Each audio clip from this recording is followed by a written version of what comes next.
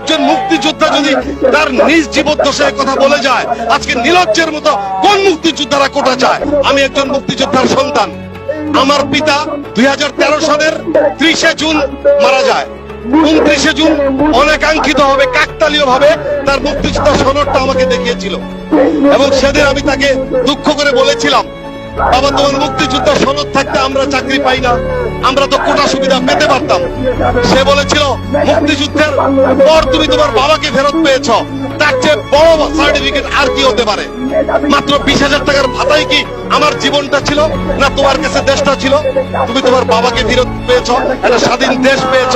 তারপর একজন মুক্তিযোদ্ধা যদি তার নিজ জীবদ্দশায় কথা বলে যায়, আজকে নির্লজ্জের মতো কোন মুক্তিযোদ্ধারা কোটা চায়? কোন মুক্তিযোদ্ধারা ভাতা চায়?